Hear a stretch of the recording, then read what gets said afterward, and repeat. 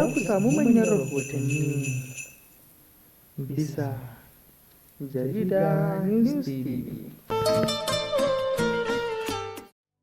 Barka da haka sauraro kuma sannan mu da ƙara saduwa a cikin wannan da ta mai albarka, inda muke tafi muku da wannan manyan rahotanni haɗi da warware muku zare da abawa ne da wannan lamura saka kaya. Kawo muku tsinduma waɗannan rahotanni daki ɗaya bayan ɗaya, inda za mu ji cikakken rahoto akan yadda Nijar ta fita da wasu rundunar 'yan ta'adda, kama aka samu nasarar cafke wasu sai da a yanzu haka suna hannun jami'an tsaron.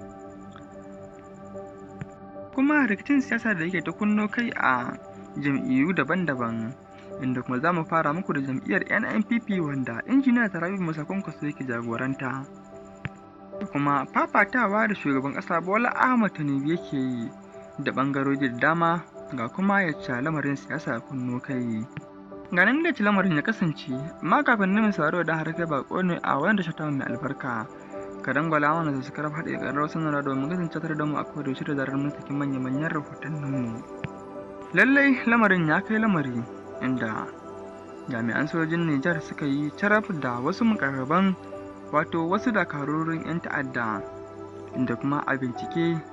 ya ba su alamun cewa lallai waɗannan mukarraban Bello Turji ne. Inda bincike kai bincike, ko kuma a ce ana ci gaba da binciken, ko kuma ana cikin binciken samu waɗannan 'yan ta'adda cewa su ne suka kai wani mummunan hari a wasu ƙauyuka da suke cikin jihar Zamfara. Kuma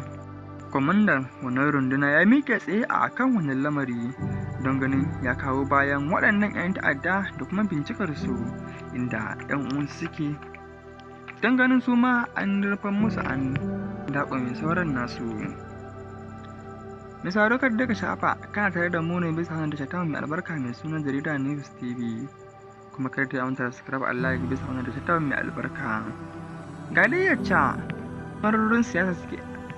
dai yacca lamarorin siyasa suke ta babbarkewa a nan ƙasa Najeriya, inda jam'iyyar NNPP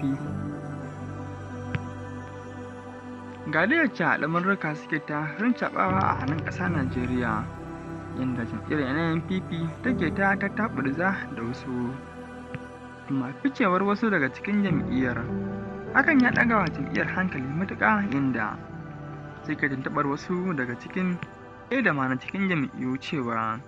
menene dalilin da yasa hakan take faruwa. Sai dai jagoran tafiya na jam'iyyar ya tabbatar wa kowa cewa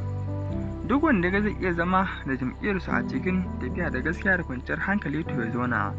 wanda kuma ke ganin ba zai iya ba zai sa kafa ya fice. Kan ya ja hankulan wasu al'umman da dama, inda kowa ke tufa albarkacin bakinsa akan wannan al'amari.